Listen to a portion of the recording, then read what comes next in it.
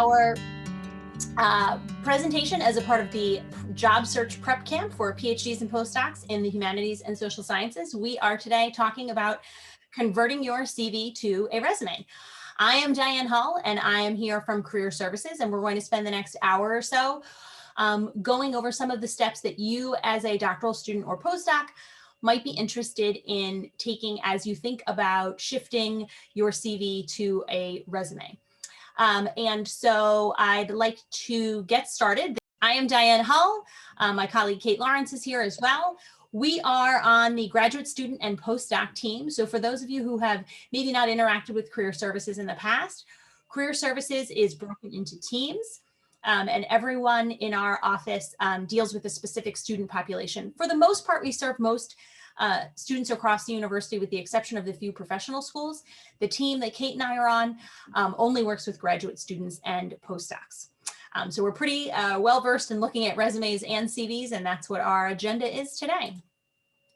So topics that we're going to be talking about today are the resume versus the CV, thinking a little bit about how you can take your skills and experiences as a doctoral student, as a postdoc, and translate them into resume format.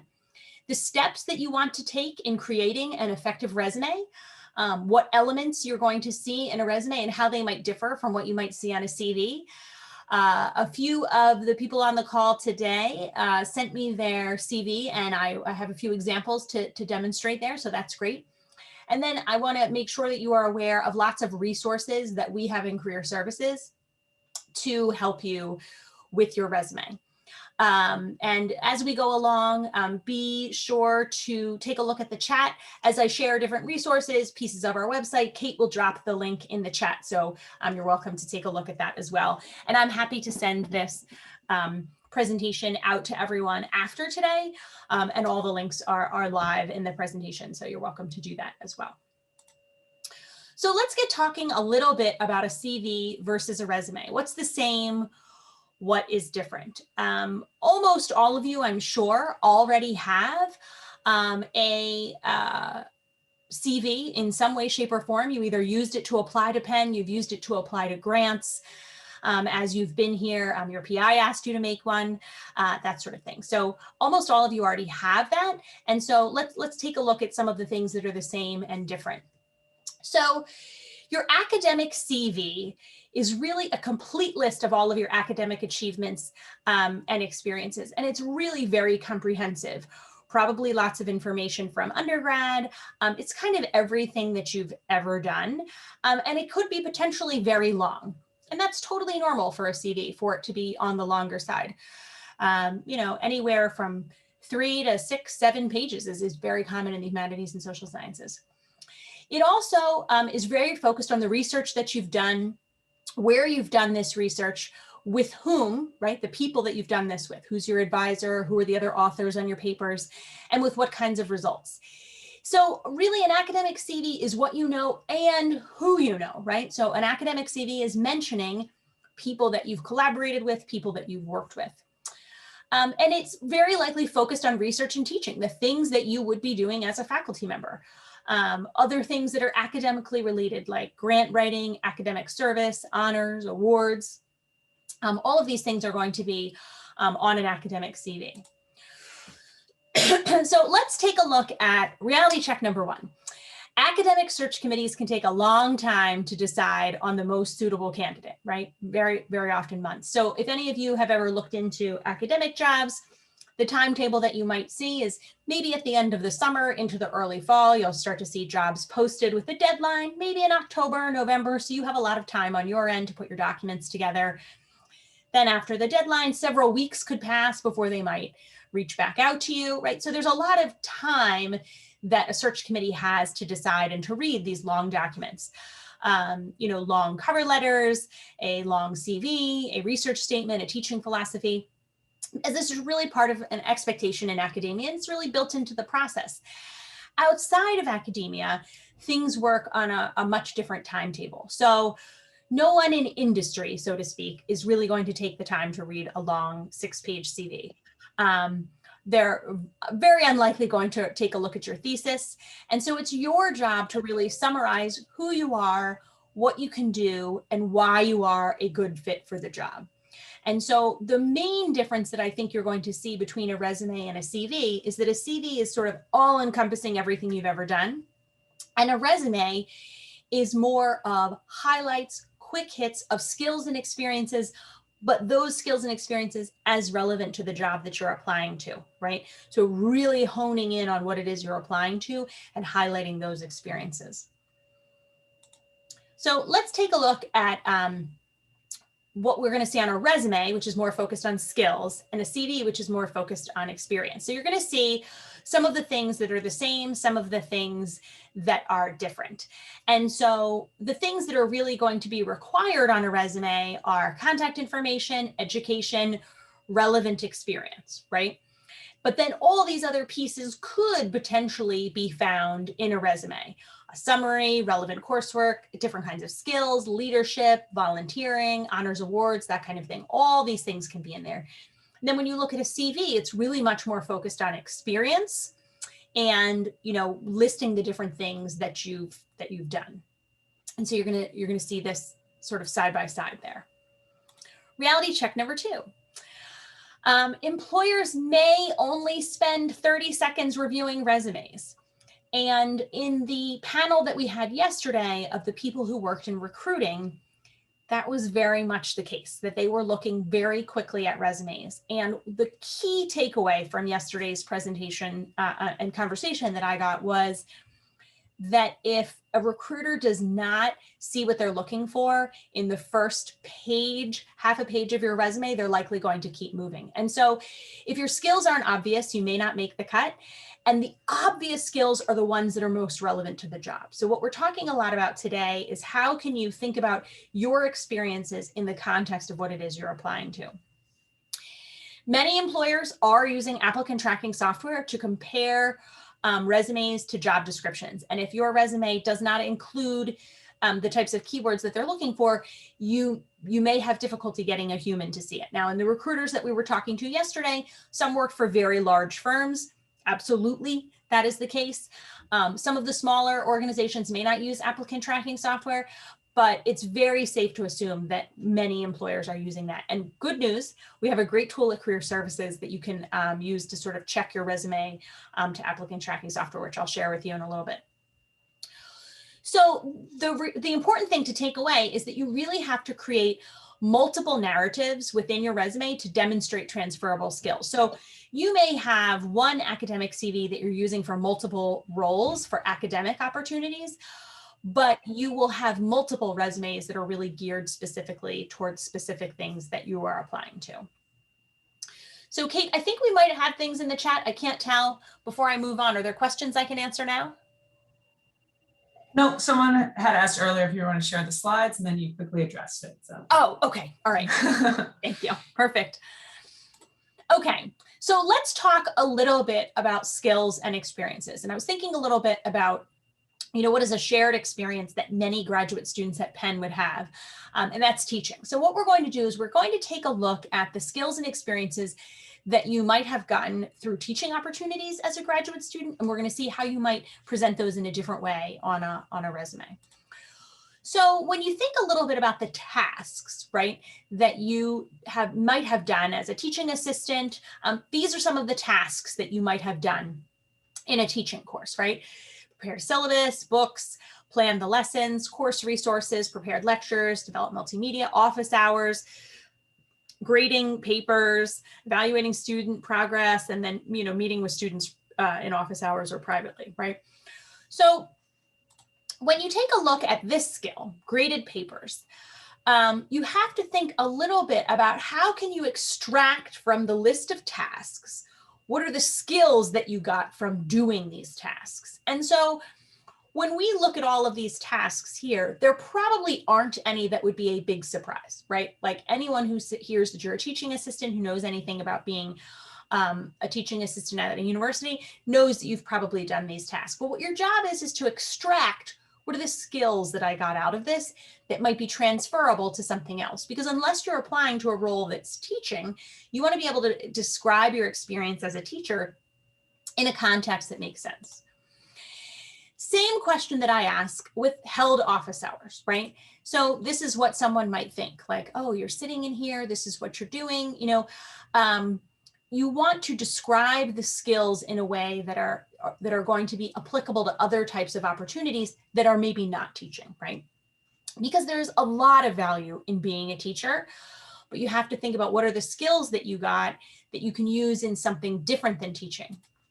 And so here are some of the skills that might have come out of teaching: organizational ability, planning and scheduling, public speaking, ability to translate complex concepts to new learners in new and interesting ways, which is really kind of the key thing that I think sometimes people get out of teaching is, let's assume that you are an expert on the subject in which you're teaching, and the people in the class, the students, may not be. And so how are you able to take what it is you're trying to teach them and break it down in ways that are understandable to people that may be new to the concept? Interpersonal skills, supervision, diplomacy, and the ability to manage groups and lead discussions, as well as the ability to think on one's feet. So if you can see here, these are the tasks, but these are the skills. And in a resume, you're likely going to focus more on demonstrating the skills that you have than the actual tasks, unless the tasks themselves are something that's expected in the role. So what are some of the skills that all PhD students have? There's a lot. I could go on for a really long time about the skills that you guys have developed through your doctoral experience, but no matter what you're studying, you certainly have the ability to interpret things and then analyze them, be they mathematical concepts, technical concepts, abstract philosophical concepts, lots of abstract reasoning and problem solving, certainly research, the synthesis of ideas and concepts, absolutely communication skills. All of you are writing a thesis, so certain written skills are great. Many of you, if not most, have participated in conference presentations, your public speaking skills. Self-management, initiative, and motivation. This is key, right? When you come to a place like Penn and you're given, a Ben Franklin Fellowship, you have direction, but a lot of it you have to direct yourself. And that's really an important skill that you've developed. A questioning mindset, right? Asking a deep question and really digging into it. And the ability to express complex information simply. But again, so many more. So what's the perception of the skills that PhDs may be seen to lack, right? I'm not going to say that these are necessarily fair, but these are certainly some of the skills that you may have an employer kind of wondering. Multitasking. Okay, so you've been doing this one very intense thing for a really long time. How good are you at doing multiple things? Understanding the real world, dealing with money. Many of you have had experience dealing with budgets. If you've gotten research grants, some of you may not. Communicating effectively with non-academics, responding to hierarchical leadership structures, showing leadership skills and teamwork, particularly if you're doing some research that's largely independent. So self-assessment of your skills is really pretty vital. And so I think it's important to think not only about your work experience and your academic experience, but also any experiences that you might have had outside the classroom that might reveal that you do have some of these skills. So maybe you've been involved with GAPSA, maybe you've been involved in mentoring programs, things outside of your department that might be able to demonstrate that you have some of these skills that, maybe an employer would be wondering if you have them or not. Excuse me. So transferable skills that I think you probably already have. Most employers are looking for these types of skills: leadership, teamwork, working independently and taking initiative, asking for help when you need it, problem solving, ability to kind of pick things up and move quickly, and communication, both verbal and written. My hunch is that if you look back over your last few years as a doctoral student at Penn, you likely have many of these skills already. So these are some of the hats that you might wear at Penn as a graduate student. And these are some of the skills that you might use when you wear these hats. And so you really want to be thinking about experiences that you might have had, both in and out of the classroom and in and out of academia over the last few years, in which you might be able to demonstrate that you have these skills. And so these are some of what we're going to call action verbs. We have a much longer list on our website of how you might demonstrate your management skills. Lots and lots of different words here. And so some of these may jog, oh yes, I did schedule something, or I did handle something, I improved something. These are all demonstrating management skills. This slide here is demonstrating what skills that you might have related to communication. And so you really want to be thinking about, how you can demonstrate your communication skills through the work that you've done over the last few years. So as I mentioned earlier, the recruiters that were on yesterday said we look at resumes very, very quickly. And so when you're building a resume, what you really want to think about is what are they going to see? But the most important thing is what do you want them to see, right? What is it you want them to focus on? And what you want them to see quickly is you want them to see what you have done that might be relevant to the job that you are applying to, right? That's going to be a really key component of this. Okay, so let's take a look at what an employer might see when they look at a resume. So this is you, and then this is your resume, right? And so you're sending your resume to an employer. And how is an employer going to interpret some of the things that you might have? So what you want to do when thinking a little bit about making the transition from a CV to a resume is you want to be careful that your descriptions match what you actually did. And again, you want to not describe tasks, you want to describe skills, right? And we're going to get to that in a second. One thing that a lot of people do, and this is not necessarily just a PhD or postdoc issue, but you're assuming a common knowledge of experience, right? Which in academia may absolutely be the case, where you are sending your CV to someone who's in your same field. And so you can assume that there is a common knowledge of experience. When you put together a resume, you can't necessarily assume that. And you really need to be careful that your language is not problematic, that you're not using jargon, that it's not so specific that someone outside your field wouldn't understand it. Acronyms, coming from a place like Penn where everything seems to have an acronym, and we have a good example of this coming up later, where you're thinking a little bit about making sure that you are being very clear and understandable in showing what it is you've done through your skills on your resume. So many of you have interacted in conferences in some way, shape, or form. And so when you take a look at your resume, many of you will have conference information on your resume, which absolutely makes sense. And so one line that we might say is assisted in 2 conferences. The challenge that I think you're going to find is, what does that mean?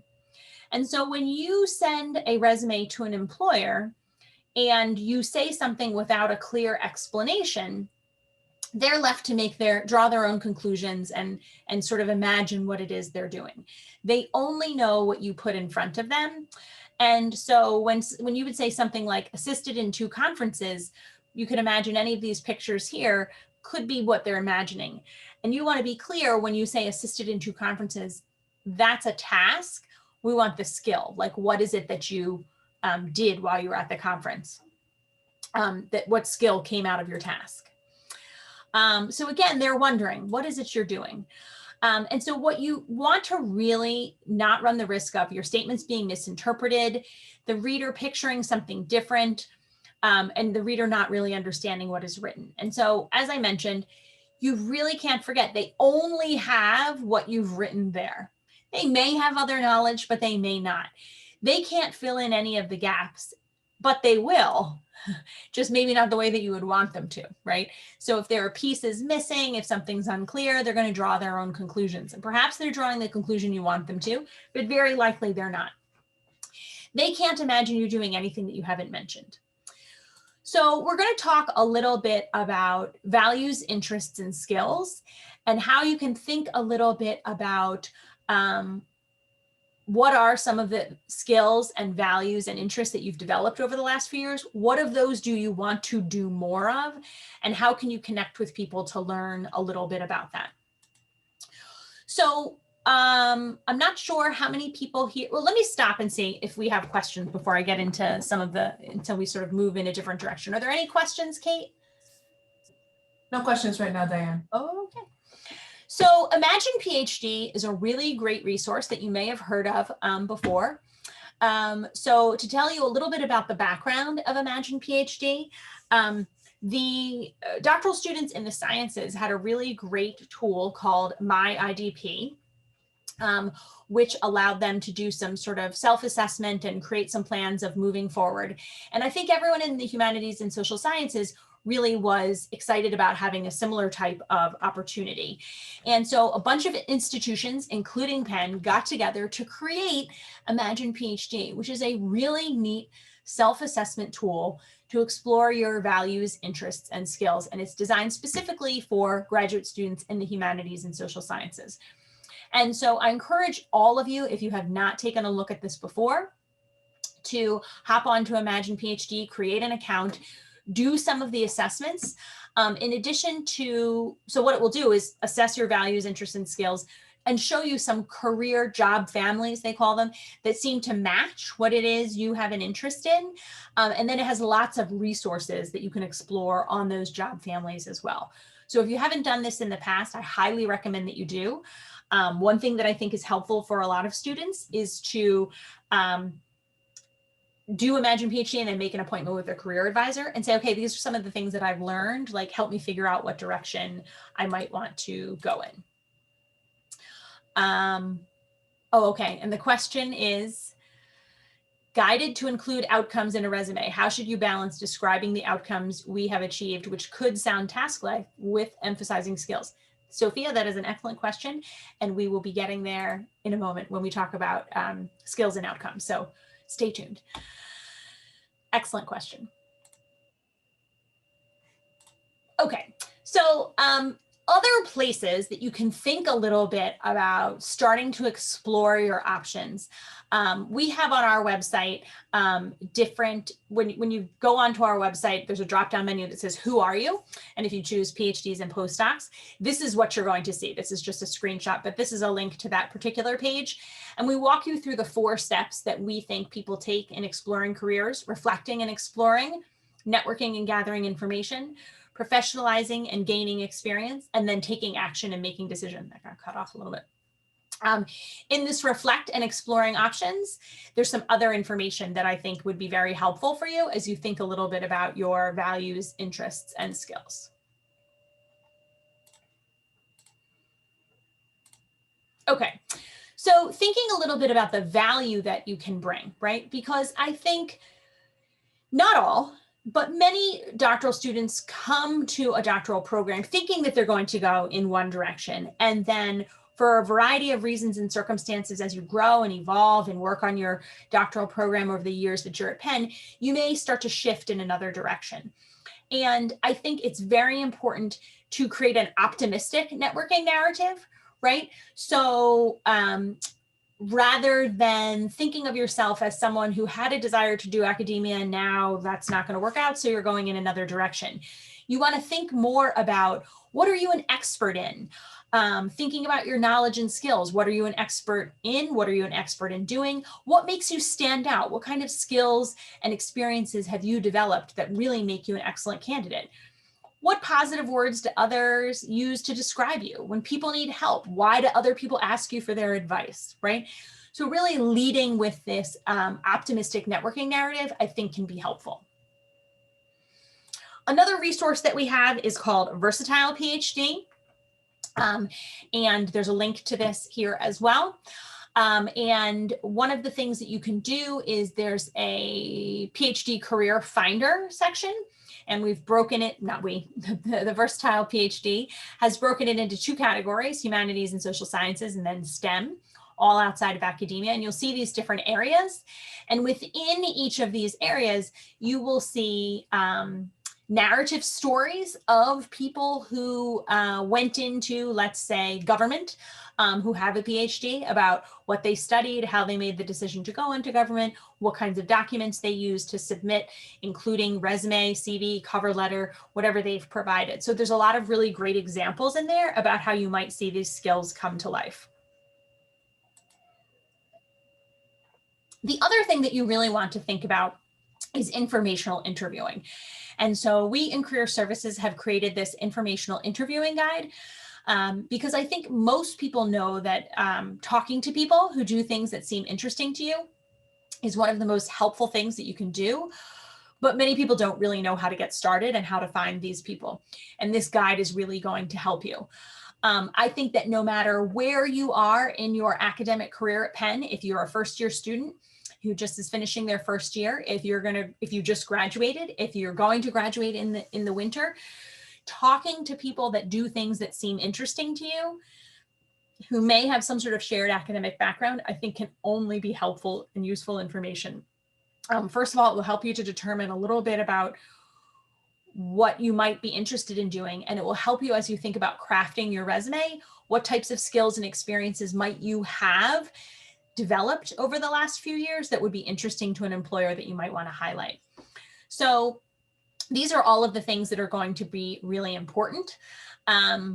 Hearing about the priorities for their role, learning what sort of skills are essential, and then reflecting on what kind of skills that you have that might match. Really hearing about how people talk about their work. This will guide you in how you will need to write your resume. So one of the things that I think is really, really helpful for people to think about starting to create a resume is just find any job that seems interesting to you. It does not mean that you need to find one that you're definitely applying to. But if you can look at a job and then say, okay, let me start putting a resume together geared toward this, I think that that can be really, really helpful, because you really want to think a little bit about your experience and skills in the context of an employer, as opposed to the CV, which is more like, this is what I've done. A resume is more, this is what I've done in the context of what you might want me to do in the future. And so we'll talk in a little bit about where you might be able to find some job opportunities, not that you're going to necessarily apply to at this point in time, but just to sort of get you thinking. So this is sort of what I want you to think about. When you say something like, and this is an example that I borrowed, researched historical significance of interregional trade, cultural exchange, and specialized production in the late pre-dynastic in Upper Egypt. This is a very, very specific description of someone's academic research. And if you are talking to someone who works in your field, this may absolutely make sense to them, right? But chances are, most employers out there do not have this kind of deep specialization. And so how many ways could you write about this experience in a resume in which you're really highlighting the skills and the outcome? So here are some different things to think a little bit about. Completed research in over 100 archived manuscripts, developing an innovative categorization system for historical trade interactions. That also speaks to what this person did as a part of researching historical significance, but this is much more skill-based than just describing the research. And so if you look at I don't want to go through and read all of these, but if you see, there's a lot of different things here that you're sort of extracting information out of the research to demonstrate the skills that might be important to an employer. Sophia had asked the question a little bit about outcomes. And I do think that that's important, and we're going to get to that in 1 second, but it's also quantifying things when helpful, right? So that you can give them a sense of scale. So saying completed research into over 100 archived manuscripts, that's really important. 100 archived manuscripts, that's a lot, right? So that is really a great way to sort of quantify things. When you say communicated in this, sorry, I'm pointing, but you guys can't see. The next to last bullet point here, communicated research to diverse audiences of researchers from 4 academic disciplines at 3 national and 1 international conference, right? The skill that you're demonstrating is communicated research to diverse audiences of researchers, right? That's a very important skill that would be valued by lots and lots of different employers. The context is also important. 4 academic disciplines at 3 national and 1 international conference, right? So you really want to think about task, outcome, and skill, right? Those are the 3 components that you want to think a little bit about. Now, you could also talk about how, this led to publications and that sort of thing. But I think you really want to think about wherever you can quantify things, that's really very helpful. Let me pause and see if we have any questions. If anyone wants to drop anything in the chat, feel free. Okay, so let's talk about how are we going to go about and create an effective resume. So again, find a job to apply to. It doesn't mean that you're actually going to apply to it, but that can just be a guiding point there. You're going to research the organization and the general requirements of that particular position. So you may find similar positions at other types of organizations that do similar work. Look at their website, read about trends in the industry, see if you can learn a little bit of the language that they use, and then connecting with alumni contacts to ask more questions, informational interviews, as I mentioned. You just really want to look very closely at that job posting to highlight the key skills that an employer is looking for. What you should be aware of is that when you look at a job description, it is very, very unlikely. And when you see they may have 10 bullet points, you will not meet all 10 of them. And they really don't expect that you will. You're going to want to think about what are the skills that you do have that are applicable, but do not be deterred if you think, oh, I'm not meeting what they're looking for. Very few employers will have a very set of expectations, and you have to have absolutely all of them. So these are the important components that you want to have in a resume. And we're going to show you some examples of this in a moment so that you can take a look at this. Education section is first. You definitely want to include your degree and the expected date of completion. I know that this is always a challenging thing for graduate students in that, particularly for PhDs, I know it's a moving target, right, when you're going to graduate. And so often people will just want to say when they started and not when they finished. But from an employer's perspective, they are curious about when you're graduating. You can say expected graduation. You could say something like spring 2021. You don't have to necessarily say, the exact month and year. And you're saying expected, they understand that can be moving. Reverse chronological order, so most recent first. And your education section should be very concise. This is not going to be everything that you've ever done. This is going to be strictly focused on your education section, and other things maybe go in a different section. So again, thank you to some of the students who are on our presentation today who sent me their documents. I'm going to use an example from one of them to show how you might retool an education section to make it a little bit better. So this is not to say that this is a bad resume that or CV that they had sent me. This is just a way that you can convert. So it's a little confusing. It's the upper right corner is the original CV. And so what this person did is they led with their contact information, which is what you should do, then led with their research and teaching fields, and then education, right? And so these are some of the thoughts that I had when I looked at this. One is it's unclear when you're graduating. So saying present, I can see that you got a master's degree at Georgetown in 2018. So I'm probably assuming that you got here right after, guessing that an English PhD is going to take at least 5 years, but right, like now I'm just grasping at straws to figure this out. So you need to have some level of date expected, etc. Leading with the date. So we read left to right. And so what I'm seeing in this education section is the date on the left. And the date is actually the least bit of interesting information. It's important, but they're more interested in where did you go to school? What did you study? And there are acronyms in here that we don't understand. I know what CTL teaching means Center for Teaching and Learning Teaching, the certificate, right? But CTL teaching outside of Penn may not mean anything. I don't know what CNDLS apprenticeship and teaching means either. My guess is Georgetown has a similar type of program, but I don't really know. The other thing is that leading with research and teaching fields may make sense depending on what you're applying to. So if you are applying to something that's research and teaching focused, leading with those fields first on your resume might make sense. So this is how I redid the education section to, I bolded the name of the institution. I put the degree and field of study in italics. I wrote out Center for Teaching and Learning certificate. I did not do anything with the Georgetown because I wasn't sure about that. And then this person actually triple majored. And so I wanted to specifically say that. So you see that I put triple major there.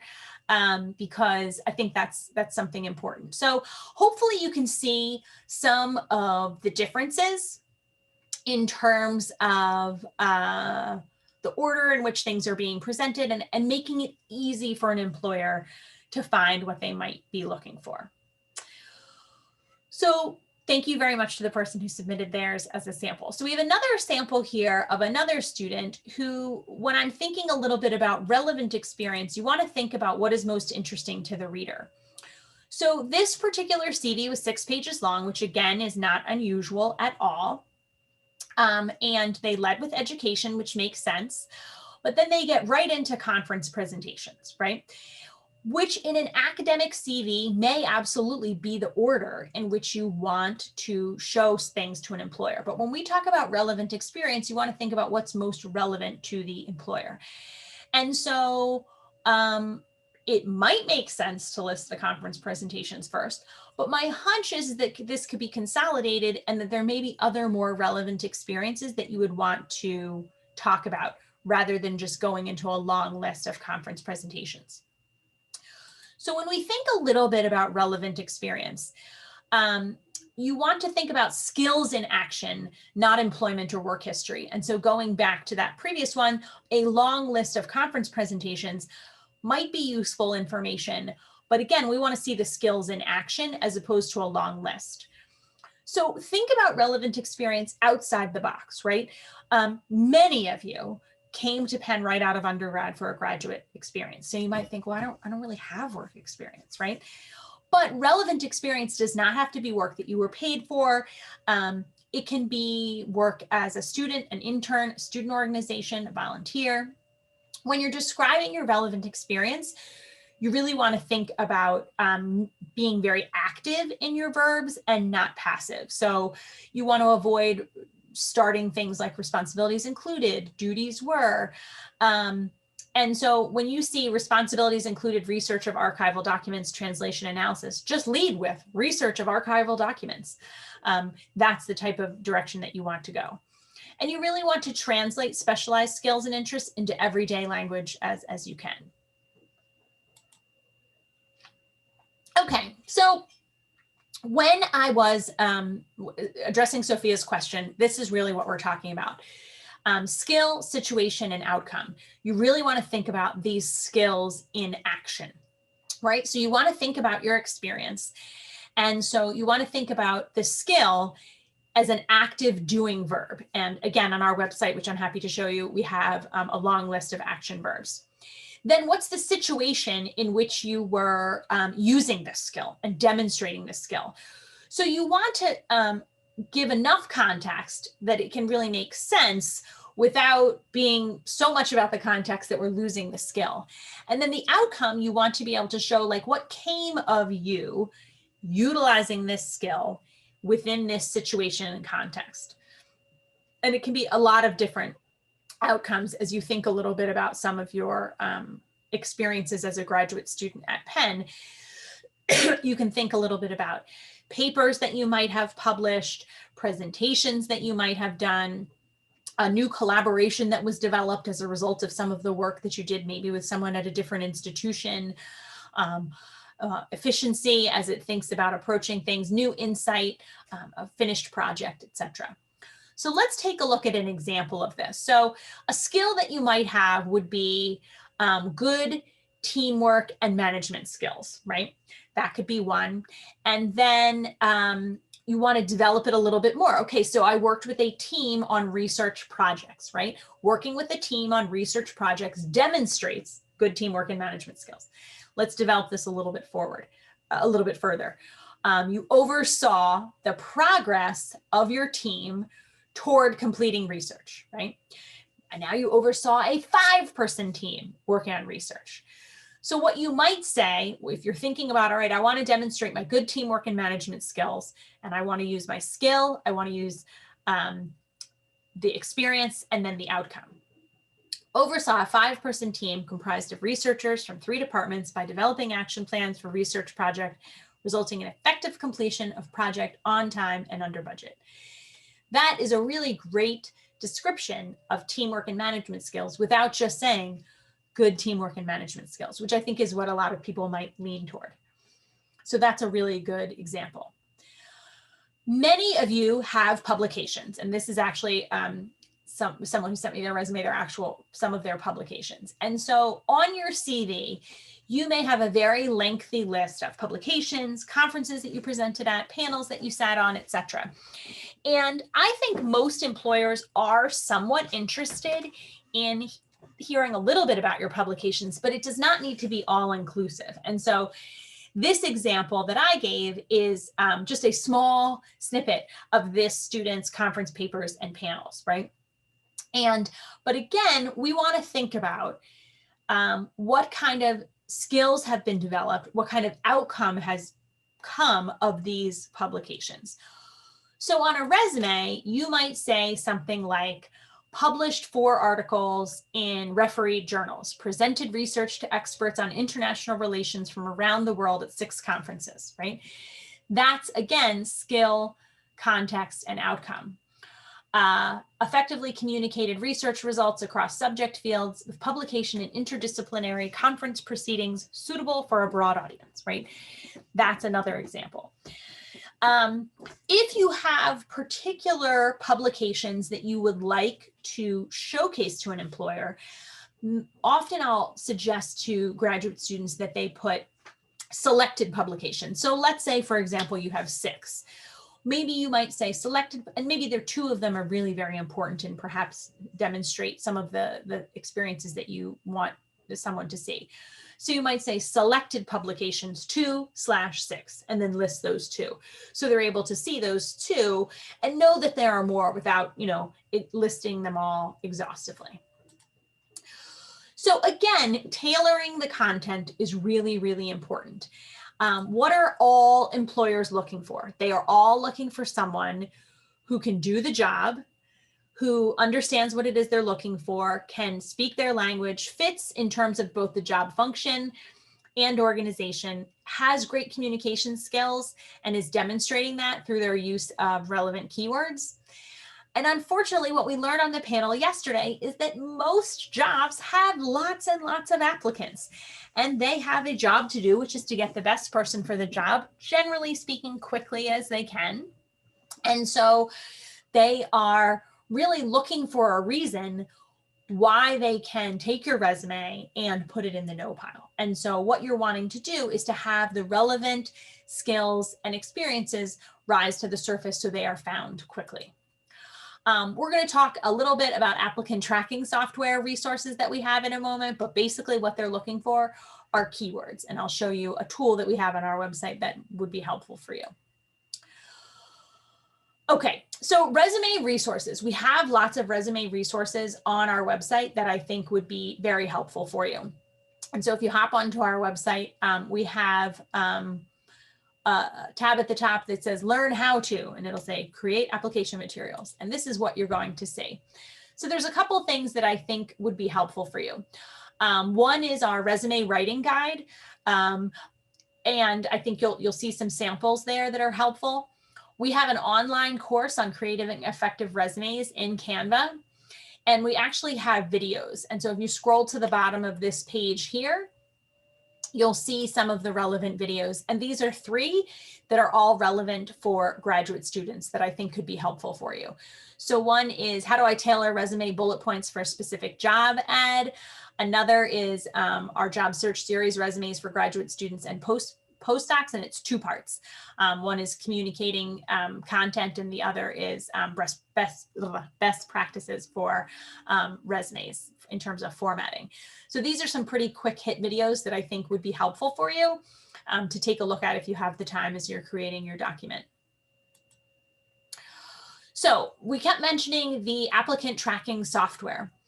We have a really great tool on our website called Targeted Resume. And what Targeted Resume will allow you to do is actually 3 different things. These look very small in my screenshot here, but one is to score your resume, one is to target your resume, and the other is for your LinkedIn review. So what you can do for Targeted Resume is you can, let's say you have a job that you know you want to apply to, and you have a resume that you're planning to use to apply. Targeted Resume will allow you to upload one of the, both your job description and your resume, and then it will show you how well are you matching and what sort of percentage are you matching well. It will also allow you to do the same thing for your LinkedIn. So you basically cut and paste your LinkedIn profile and put it over there. And I think that could be really helpful for you because LinkedIn is a really important component of job searching. You kind of have to assume that any employer who's looking you up, who might potentially interview you is likely going to look you up. And so we have resources about that as well. Going back to Versatile PhD, there are resume samples in here. Some of them are a little bit on the older side, but I think that that can be really helpful to see real people who have PhDs who are hired as certain roles and to see a little bit about what their document might have looked like. So this can be a great place for you to take a look as well on the Versatile PhD. So we in Career Services are always happy to meet with you, to talk about your career goals, to evaluate your values and interests and skills, talk about networking, getting feedback on these materials, developing a plan, interviewing, negotiation. You are welcome at any time during your graduate studies at Penn to make an appointment with us. The way that you want to do that is on Handshake. And so Handshake, all of you found your way to our presentation today. So I assume that you can find your way back to Handshake to schedule an appointment. You just click on Career Center and you can request an appointment. 2 ways that you can make an appointment. You can certainly, and I would recommend, particularly in the summer, make an individual 30-minute career advising appointment. We do have drop-ins every day in the afternoon. Those are 15-minute appointments, which are very helpful, I think, if you have a document that you want reviewed quickly, and you can hop onto Handshake in the morning and make an appointment for later that afternoon.